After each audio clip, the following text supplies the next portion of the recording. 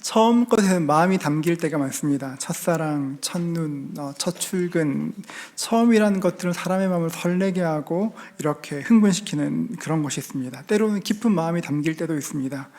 예수님도 그러셨습니다. 예수님께서 공생애를 시작하시면서 처음 하셨던 말씀은 마태복음 3장 2절 말씀이었습니다. 회개하라, 천국이 가까이 왔느니라 하였으니, 우리를 구원하기 위해서 이 땅에 오신 예수님의 첫 번째 메시지가 천국, 하나님 나라에 관한 것이었습니다. 이것은 예수를 믿는 우리도 꼭 알아야 하는 것입니다. 여러분 한번 생각해 보십시오. 예수님께서 십자가에 못 박혀 돌아가신 이유가 무엇일까요? 우리에게 천국을 주기 위해서입니다. 예수님께서 부활하신 이유는 무엇일까요? 우리에게 천국을 주기 위한 것입니다. 여러분, 천국은 굉장히 중요하고 소중한 것입니다. 천국에는 두 가지 개념이 있습니다. 첫 번째는 죽어서 가는 본향입니다.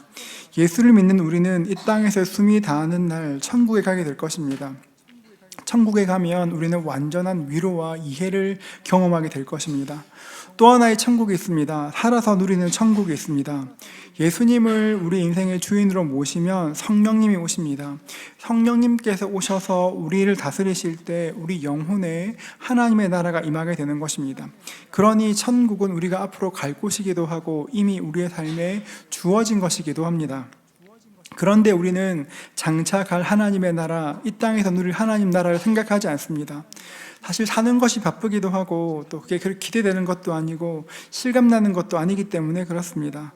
장차 갈 천국을 이야기하면, 죽음을 이야기하면 굉장히 먼 이야기나 나와 상관없는 이야기처럼 생각하기도 합니다. 여러분, 그러나 모든 사람에게는 죽음에 대한 근원적인 두려움과 불안이 있습니다. 사람들은 이 세상이 지옥 같다 말합니다.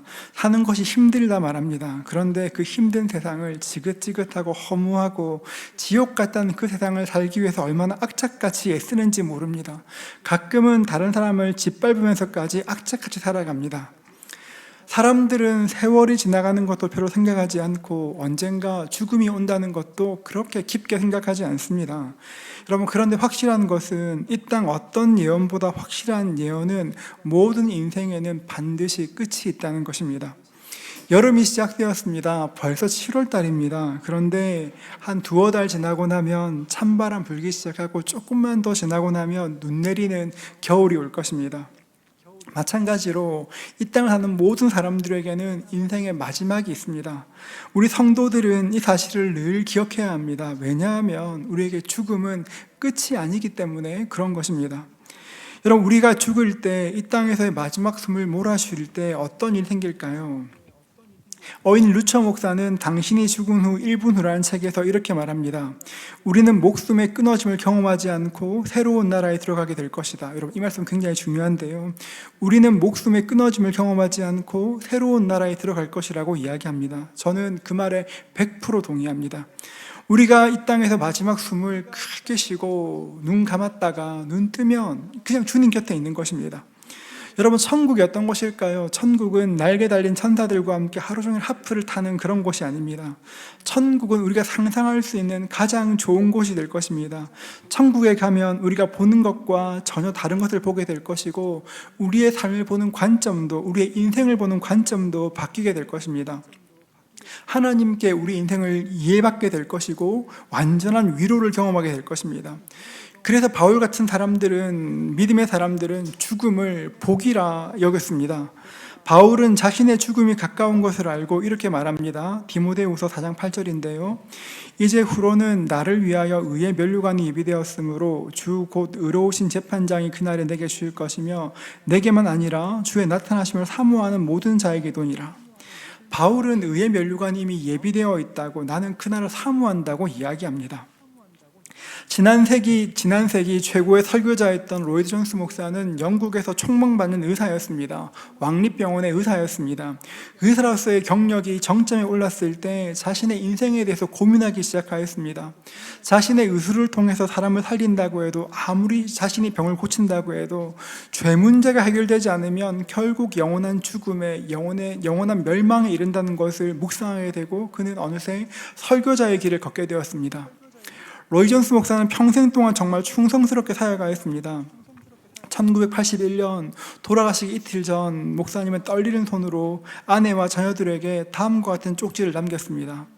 치유를 위해서 기도하지 마라. 영광에 드러난 나를 붙들지 마라. 이렇게 쪽지를 남겼습니다. 그리고 다음 주일인 3월 1일 주님 곁으로 가셨습니다. 여러분, 이 땅에서의 삶이 끝이 아니라는 것을 너무나 잘 알았기 때문에 평생 동안 하나님 나라를 기대하고 바라보며 소망하며 살았던 것입니다. 천국은 우리가 죽고 나면 가는 곳입니다. 그런데 여러분, 천국은 죽고 나면 가는 곳만은 아닙니다. 말이 좀 어려울 수 있는데요, 천국은 우리가 죽고 나면 가는 곳이지만 죽고 나면 가는 곳만도 아닙니다. 앞서 말씀드렸던 것처럼 우리에게는 죽고 나서 누릴 천국이 있고 살아서 누릴 천국이 있습니다. 신학적으로는 이미와 아직이란 단어로 설명하는데요, 하나님 나라는 예수님의 오심을 통해 이미 이 땅에 임하였지만 아직 완성되진 않았습니다. 우리가 죽어서 갈 천국만큼 중요한 것이 살아서 누릴 천국입니다. 우리가 이 땅을 살면서 누릴 하나님 나라는 장소가 아니라 하나님의 통치, 하나님의 다스림이 나라가 되는 것입니다. 우리가 예수님을 주인 삼고 성령님을 모시면 우리 마음에 하나님 나라가 임하게 됩니다. 우리 삶에 하나님 나라가 임하게 되면 왕이신 주님께서 내 삶의 주인 되시면 내 삶에 새로운 질서가 생깁니다. 새로운 관점이 생깁니다. 새로운 능력이 생겨나는 것이죠. 그렇기 때문에 하나님 나라가 우리 삶 가운데 임하면 찬송가의 가사처럼 높은 산이 거친 들이 초막이나 궁궐이나 내 주 예수 모신 곳이 그 어디나 하늘나라 되는 그 복이 우리의 삶 가운데 임하게 되는 것입니다. 여러분, 예수님께서는 우리에게 천국에 들어갈 입장권 하나 쥐어주신 그런 분이 아니십니다. 우리는 예수님과 함께 이 땅을 살면서 함께 하나님 나라를 누리게 될 것입니다. 예수님을 통해 하나님의 나라가 우리의 삶에 임하게 되고 예수님과 교제하면서 이 땅을 살지만 하나님 나라의 질서와 능력에 따라 살게 되는 것이 하나님 나라를 누리는 것입니다. 예수님은 우리에게 하나님 나라가 얼마나 좋은 곳인지, 이렇게 얼마나 근사한 곳인지 가르쳐주고 싶으신데 이 땅에 사는 우리는 하나님 나라를 도저히 이해할 수가 없습니다. 하나님 나라의 영광과 그 아름다움은 사람이 상상할 수 있는 것이 아니기 때문에 그렇습니다. 아무리 말씀하셔도 아무리 이야기하셔도 우리가 깨닫지 못하니까 예수님께서는 얘들아, 하나님 나라 이런 곳이지, 하나님 나라 이런 곳과 같아, 그래서 비유로 하나님 나라를 말씀하신 것입니다. 우리가 지금 묵상하고 있는 마가복음의 별명은 종의 복음입니다. 마가는 예수님께서 이 땅에 종으로 오셨다고 이야기합니다. 마태복음이나 누가복음에는 예수님의 족보가 기록되어 있지만 마가복음에는 예수님의 족보가 없습니다. 종으로 오셨으니까요, 종에게 무슨 족보가 필요하겠습니까? 설교도 마찬가지입니다. 마태복음이나 누가복음에는 예수님께서 증가하신 메시지들이 자세히 기록되어 있지만 마가복음엔 설교가 거의 없습니다. 종으로 오신 예수님께 집중하다 보니 어떤 메시지보다는 어떤 일을 하셨는지, 우리를 위해 어떻게 나자셨고 어떻게 섬기셨는지를 집중적으로 이야기합니다. 그런 마가가 지금 복음서에 딱 2편의 설교를 소개하는데요, 우리가 읽었던 마가복음 4장에 나오는 하나님 나라의 비유와 13장에 나오는 종말에 관한 말씀입니다. 예수님의 행동을 계속 말하던 마가가 특별히 메시지를 기록한 이유가 무엇일까요? 수많은 말씀이 있지만 적어도 이 2가지는 꼭 알아야 돼 말씀하시는 것입니다. 이 말씀 알아야지 하나님 나라 이해할 수 있어. 그래서 특별히 기록한 것입니다. 그런데 이 씨 뿌리는 비유는 예수님도 굉장히 중요하게 여기셨습니다. 13절 말씀 보십시오. 이렇게 말씀하십니다. 또 이르시되 너희가 이 비유를 알지 못할진대 어떻게 모든 비유를 알겠느냐. 너네 다른 거 다 몰라도 이거 알아야 돼. 이거 알아야지 알 수 있어 말씀하시는 것입니다. 예수님께서 말씀하신 씨를 뿌리는 사람의 비유는 한 사람이 이렇게 씨를 뿌리는 그 행동에서 시작됩니다. 3절 말씀 보십시오. 들으라, 씨를 뿌리는 자가 뿌리러 나가서, 여러분, 씨를 뿌리는 자가 씨를 뿌리기 위해서 나갔습니다. 우리나라에서는 씨를 뿌리는 것이 아니라 씨를 심습니다. 그러니까 왜 씨를 심지 않고 뿌리냐 생각할 수 있지만, 지금도 근동에서는 씨를 심는 것이 아니라 바람 좋은 날 이렇게 씨앗을 막 뿌립니다. 그러면 그 뿌린 씨앗들이 날아가다가 길가에도 떨어지고 돌밭도 떨어지고 가시떨기도 떨어지고 좋은 땅에 떨어지는 것입니다. 이 말씀을 이해하기 위해서는 두 가지 키워드를 알아야 되는데요, 첫째는 씨이고 둘째는 땅입니다. 여러분, 성경을 해석할 때 늘 기억하실 것이 있는데요, 성경을 해석할 때 가장 기본이 되는 원칙은 성경은 성경으로 푼다는 것입니다. 성경을 읽다가 설명이 필요한 비유나 상징이 있다면 반드시 성경에 답이 있습니다. 큐티 할 때도 마찬가지입니다.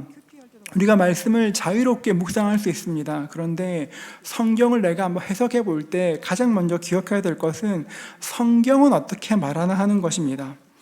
예수님께서 지금 씨를 말씀하시는데요, 그 씨가 무엇일까요? 14절 말씀 우리 같이 읽겠습니다. 함께 읽습니다. 뿌리는 자는 말씀을 뿌리는 것이라. 씨가 무엇입니까? 말씀입니다. 하나님 말씀 뜻하는 것이죠. 그럼 땅은 무엇을 뜻하는 것일까요? 마태복음 13장 19절에 나오는데요, 19절 하반절 보십시오. 그 마음에 뿌려진 것을 빼앗나니 이는 곧 길가에 뿌려진 자요 말합니다. 그 마음에 뿌려진 것을 빼앗나니. 여러분, 그럼 땅은 무엇을 의미할까요? 마음을 의미합니다. 그렇죠. 예수님 말씀을 통해서 씨는 말씀이고 땅은 마음이라는 것을 우리가 알 수 있습니다.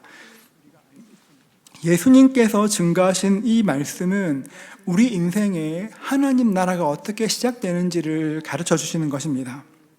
여러분, 우리 인생에, 우리 삶에 하나님 나라가 어떻게 시작될까요? 하나님 말씀이, 그 말씀의 씨앗이 우리 마음에 떨어지면 그곳에서 하나님의 나라가 시작되는 것입니다. 하나님 나라는 말씀이라는 씨앗이 우리 마음에 떨어질 때 시작됩니다. 왜냐하면 말씀이라는 그 씨앗 속에는 놀라운 생명력이 있기 때문에 그렇습니다. 우리가 가지고 있는 성경, 그냥 두꺼운 책처럼 보입니다. 여러분, 우리 성경 얼마나 읽어야 됩니까? 아멘.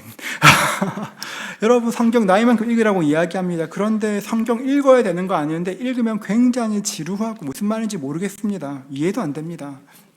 그런데 왜 이 말씀을 그렇게 읽어야 될까요? 한 구절 묵상, 이거 사서 사실 며칠 안 할 확률이 큰데, 안 되지. 자, 여러분 하셔야 돼요. 왜 우리가 해야 될까요? 말씀의 씨앗을 뿌리는 것입니다. 여러분, 지금 듣고 계신 설교도 그럴 수 있습니다. 지금 설교가 장성민이라는 사람이 성경을 연구한 어떤 정보라고 여길 수도 있을 것입니다. 객관적으로 보면 그럴 수 있을 것입니다. 여러분, 그런데 우리가 듣는 하나님 말씀이란 씨앗에는 놀라운 생명력이 있어서 그 씨앗이 마음밭에 떨어지기만 하면 자라서 30배, 60배, 100배의 열매를 맺게 된다는 것입니다. 얼마 전에 어느 성도님께서 지방으로 이사를 가시면서 인사하러 오셨습니다. 짧은 시간이었지만 교회를 통해서 얼마나 큰 은혜를 누렸는지를 나누셨습니다. 그러면서 한참 이야기하시다가 갑자기 예전에 했던 설교 한 편을 말씀하셨습니다. 그때 부부 사이에 굉장히 어려운 문제가 있어서 부부관계를 심각하게 고민하고 있었다고 합니다.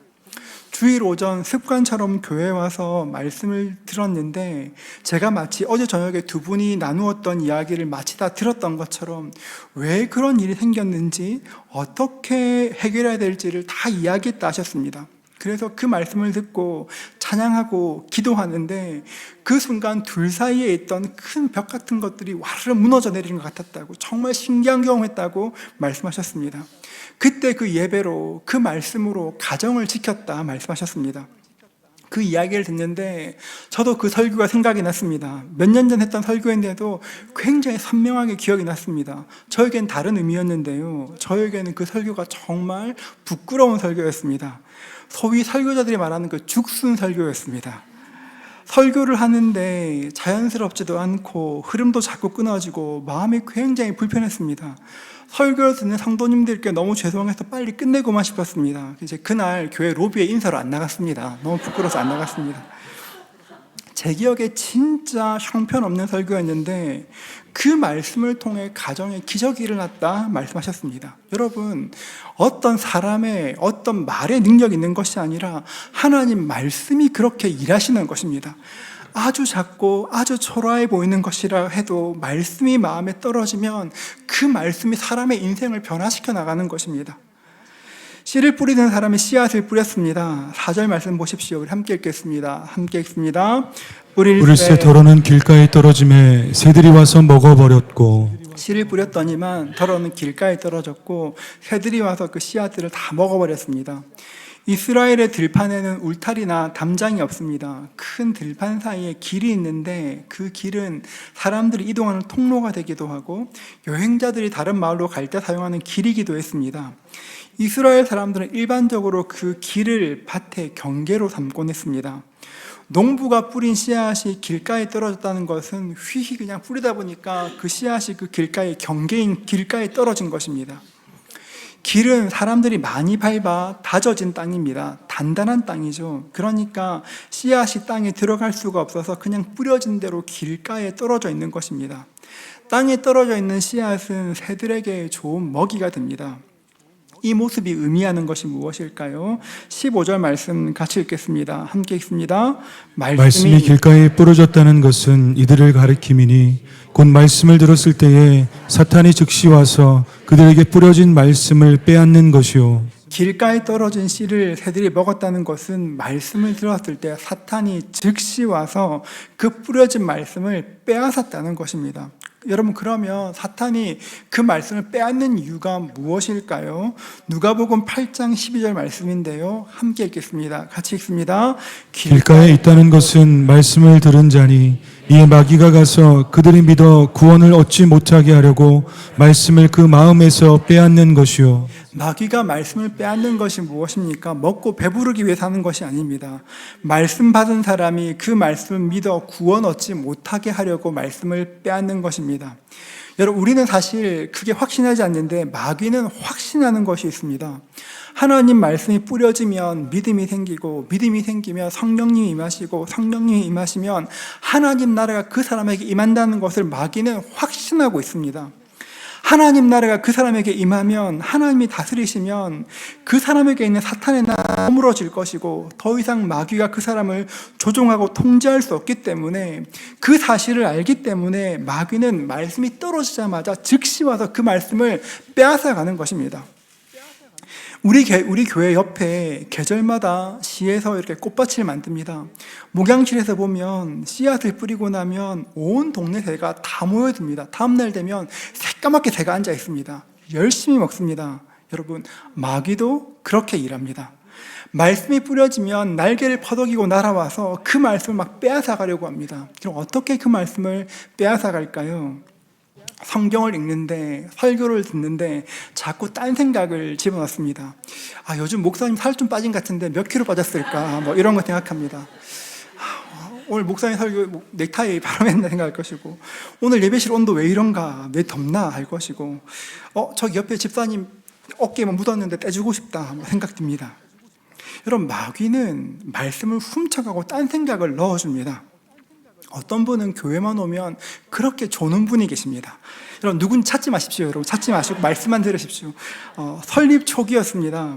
주일 예배 때 설교를 시작하기만 하면 창밖을 그렇게 보시다가 꾸벅꾸벅 조는 분이 계셨습니다. 한두 번이 아니라 거의 매주 조셨습니다. 매주 이렇게 졸았습니다. 제가 얼마나 마음이 쓰였는지 모릅니다. 어떻게 해야 될까? 뭐가 부족할까? 막 눈물로 기도하고 고민하였습니다.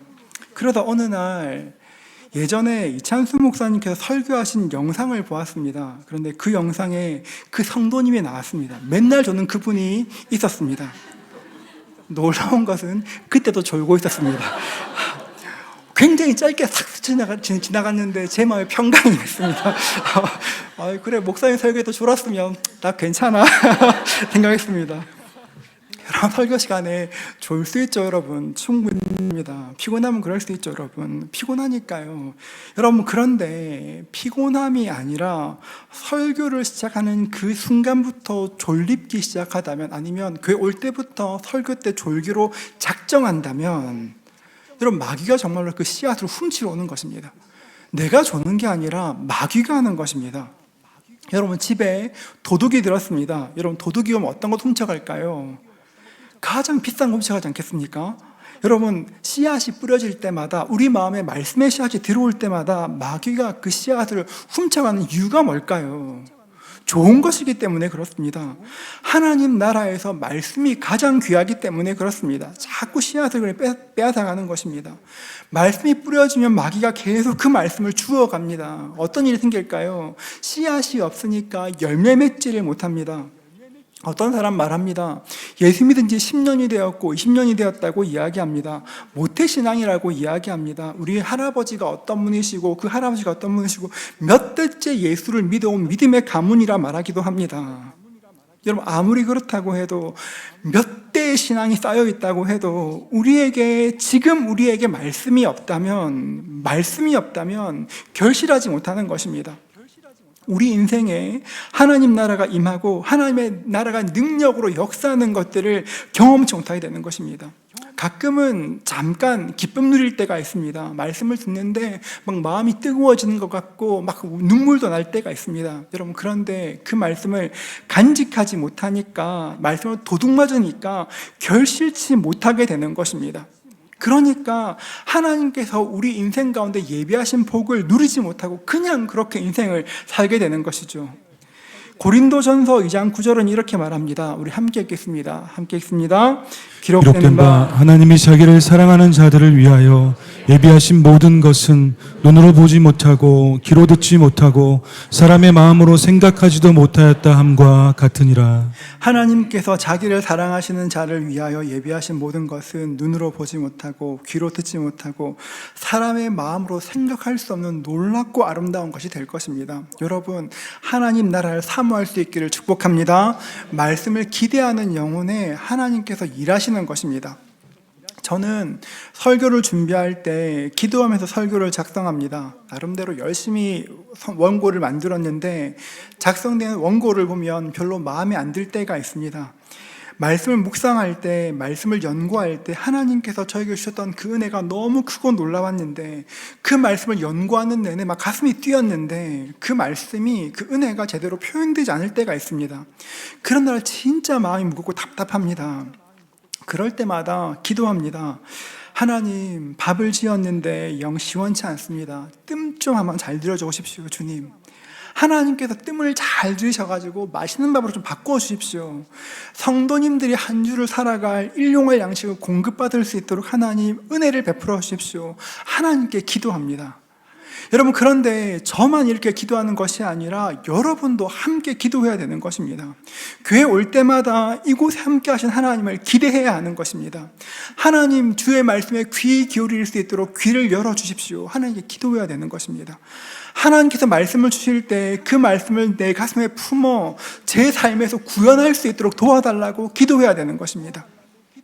말씀을 듣고 일어서면 아무것도 기억나지 않을 때가 있습니다. 여러분, 말씀을 열심히 들었는데 일어나면 거짓말처럼 하나도 기억 안 납니다. 여러분, 그거 내가 잊어버린 것이 아니라 마귀가 훔쳐간 것입니다. 여러분, 도둑맞은 것이죠. 말씀을 들을 때 나이만큼 성경 읽자고 이야기하면 목사님이니까 저렇게 하지, 나는 못해, 못 살지, 여러분이 생각하는 것이 아니라 마귀가 말씀의 씨앗을 훔쳐가고 그런 마음을 던져주는 것입니다. 그렇기 때문에 여러분, 말씀을 들을 때마다 기도해야 하는 것입니다. 하나님, 이 말씀이 저의 삶에 이루어질 수 있도록 은혜를 허락하여 주옵소서. 이 말씀이 제 영혼에 심길 수 있도록 도와주십시오. 하나님께 은혜를 구할 때 하나님이 도와주시는 것이죠. 하늘에서 만나를 내리신 하나님께서 우리 영혼에도 만나를 내려주시고 살 힘을 허락해 주시는 것입니다. 이것이 하늘의 은혜입니다. 농부가 뿌린 씨앗은 길가에 떨어졌고 또 다른 씨는 흙이 얕은 돌밭에 떨어졌습니다. 5절 말씀 보시면 더러는 흙이 얕은 돌밭에 떨어짐에 흙이 깊지 아니하므로 곧 싹이 나오나, 돌밭은 우리가 생각하는 자갈밭을 말하는 것이 아닙니다. 보통 농부들은 씨를 뿌리기 전에 흙에 있던 돌을 골라냅니다. 농부의 상식이죠. 예수님이 말씀하신 돌밭은 땅 위에 있는 자갈들을 말하는 것이 아니라 흙 속에 있는 단단한 바위, 안반을 말하는 것입니다. 그런 곳에, 흙이 얕은 곳에 떨어지면 씨앗이 제대로 이렇게 뿌리를 낼 수가 없습니다. 떡잎은 간신히 피어 올렸는데 곧 말라 죽고 마는 것입니다. 7절 말씀 보십시오. 덜어는 가시 떨기에 떨어짐에 가시가 자라 기운을 막음으로 결실하지 못하였고 씨앗이 가시에 떨어졌습니다. 가시 떨기에 떨어졌습니다. 제가 다음 주에 사진 하나 보여드릴 것인데요. 예수님께서 말씀하시는 이 가시는 우리가 생각하는 굵은 그 가시나무를 말하는 것이 아닙니다. 혹시 스토리박스에 주차하시는 분들은 예배를 마치고 가실 때 꽃밭 한번 보십시오. 꽃밭에 보면 꽃 위에 이렇게 노란 덩굴 같은 게 이렇게 휘감은 것들이 있습니다. 그 덩굴이 지금 성경에서 말하는 가시떨기와 비슷한 종류의 것인데요. 일단 자라긴 하는데 이렇게 얽어매서 꽃을 피우지 못하게 합니다. 결국 열매 맺지 못하고 이렇게 쓰러지게 하는 것이죠. 가시떨기가 기운을 막아 결실치 못하게 합니다. 8절 말씀 우리 함께 읽겠습니다. 같이 읽습니다. 덜어는 좋은 땅에 떨어짐에 자라 무성하여 결실하였으니 30배나 60배나 100배가 되었느니라 하시고. 좋은 땅에 떨어진 씨앗은 무성히 자라 30배, 60배, 100배의 결실을 하게 되었습니다. 이것은 농사 짓는 사람이 보기에도 엄청난 결실이었을 것입니다. 좋은 씨가 땅에 떨어지면 상상할 수 없을 만큼 풍성한 열매를 맺게 됩니다. 여러분 한번 생각해 보십시오. 씨를 뿌리는 사람이 씨를 뿌렸는데 어떤 씨는 길가에, 어떤 씨는 돌밭에, 어떤 씨는 가시밭에, 어떤 씨는 좋은 땅에 떨어졌습니다. 몇 개의 밭입니까? 4종류의 밭이죠. 그런데 이 4종류의 밭은 사실은 2종류의 밭입니다. 어떻게 나눌 수 있을까요? 열매를 맺는 밭과 맺지 못하는 밭으로 나눌 수가 있습니다. 여러분 다시 돌아가면 비율로 하면 4밭 중에서 3개는 열매를 맺지 못하니까 75%는 열매를 맺지 못했고 25%만 열매를 맺었습니다. 그러니까 버려진 게 몇 프로입니까? 75%는 버려진 것이죠. 농사를 지을 때 75%의 씨를 허비하면 망하기에 딱 좋습니다. 그 버린 거니까요. 처음부터 좋은 땅에 잘 심었으면 꽤 괜찮게 수확했을 텐데 씨앗을 낭비한 것처럼 보입니다. 여러분 우리가 계속 말씀을 듣고 있는데요. 여러분 씨가 의미하는 것이 무엇이었습니까? 벌써 훔쳐갔을까요? 자, 씨가 무엇이었습니까? 말씀이고 밭은 무엇입니까? 마음이죠. 여러분 그것이 농부가 씨를 낭비한 이유입니다. 우리는 말씀을 들을 때 4종류의 밭을 등급으로 생각합니다. 길가, 돌짝밭, 가시떨기, 좋은 땅을 각각 다른 땅이라 생각합니다. 그리고 4종류의 땅이 순차적으로 점점 좋아지는 것이라 생각합니다.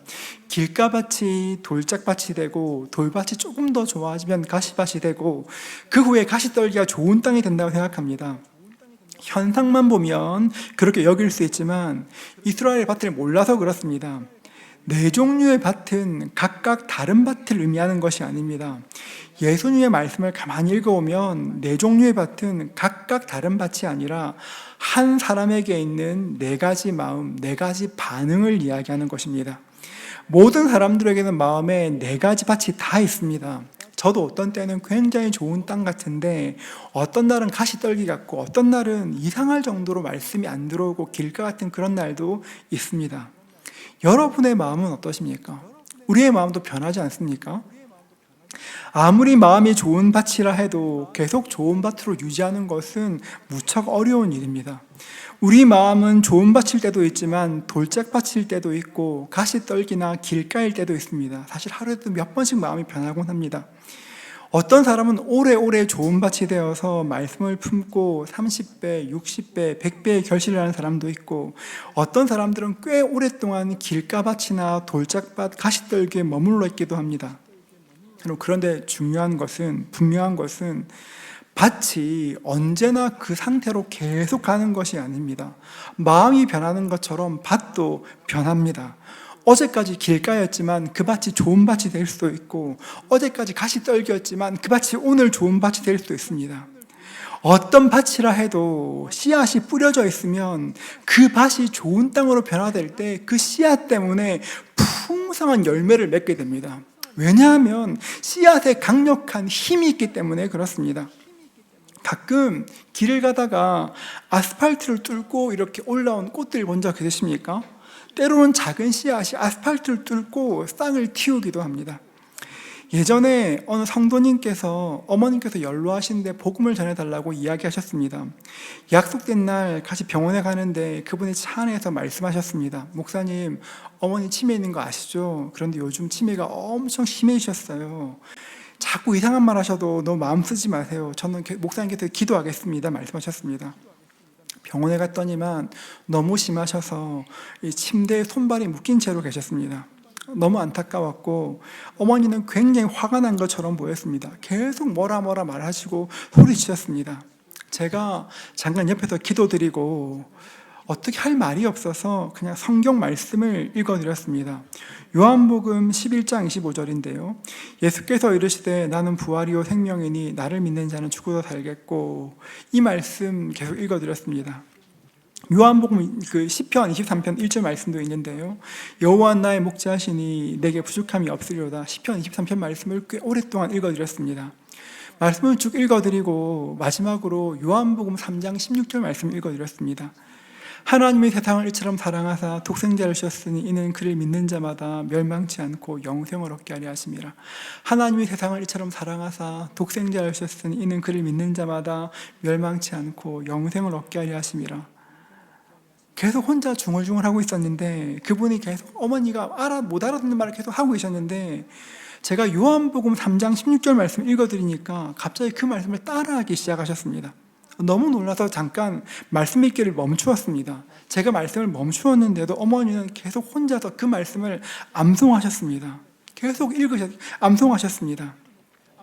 옆에 계시던 성도님의 누님께서 눈물을 흘리며 말씀하셨습니다. 어머니가 이북에 계실 때 예수도 잘 믿고 성가대도 하셨는데 피난 내려오시고 결혼하신 후에 아버지가 워낙 반대가 심하셔서 교회를 갈 수가 없었다고 합니다.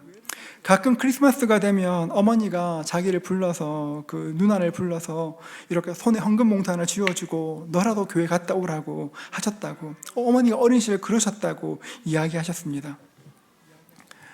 계속 요한복음 3장 16절을 그때부터 계속 중얼거리는 어머님께 제가 꼭 하나 묻고 싶었습니다. 제가 말을 해도 못 알아들을 거 뻔했지만 그래도 묻고 싶었습니다. 어머니는 예수님이 기억나세요? 어머니는 예수님이 기억나세요? 그랬더니만 갑자기 아무 말도 하지 않으셨습니다. 그냥 가만히 있으셨습니다. 그러다 시간 지나서 그분이 천천히 입을 여셨습니다. 내가 예수님을 알지. 그리고 꽤 오랫동안 제가 병실을 떠날 때까지 아무 말씀도 없이 가만히 계셨습니다. 제가 한참 동안이나 내가 예수님을 알지, 그 말이 얼마나 가슴에 와닿았는지를 모릅니다. 나중에 장례를 인도할 때 그 이야기를 나누면서 서로가 얼마나 위로받았는지 모릅니다. 여러분, 작은 씨앗은, 내 마음에 떨어진 그 씨앗은 내가 의식이 없는 그 상태에도 하나님 붙들게 하고 믿음을 고백하게 합니다. 씨앗의 능력이 있기 때문에 그렇습니다. 하나님 나라가 이렇게 임하게 됩니다. 하나님 나라 어느 날 갑자기 뚝 떨어지는 것이 아닙니다. 하나님 말씀이 우리 마음에 떨어질 때, 하나님 말씀이 우리 마음에 심길 때 그 작은 씨앗에서 하나님 나라가 시작됩니다. 그 작은 씨앗에서 하나님의 다스림을 경험하게 되고 이 세상을 살면서 하나님과 동행하는 은총을 누리게 됩니다. 나중에 내가 죽어서 갈 천국이 아니라 예수님과 동행함으로 이 땅에서 천국을 누리게 되는 것입니다. 여러분, 부지런히 우리 영혼에 씨앗을 뿌리실 수 있기를 축복합니다. 여러분, 말씀을 부지런히 뿌리십시오. 목사님이 맨날 성경 읽으라 그런다고 한글 묵상하란다고 생각하지 마시고 부지런히 말씀을 뿌리십시오. 여러분에게만 뿌리는 것이 아니라 여러분 주변에도 말씀의 씨앗을 뿌려야 합니다. 여러분, 배우자의 마음이 돌짝밭처럼 보이고 아이들의 마음이 가시떨기처럼 보인다고 해도 씨앗이 뿌려지면 언젠가 그 씨앗이 일하게 될 것입니다. 우리 자녀들에게, 우리의 부모님께 말씀의 씨앗을 뿌릴 때 그때 하나님 나라가 임하게 되는 것입니다. 여러분 기억하십시오. 하나님 나라는 하나님의 말씀이 마음밭에 떨어질 때 시작됩니다. 우리 모두가 좋은 밭이 되어 말씀이라는 씨앗이 자라나기를 30배, 60배, 100배 열매를 맺는 그 은혜 누릴 수 있는 저와 여러분 되실 수 있기를 주님의 이름으로 축복합니다.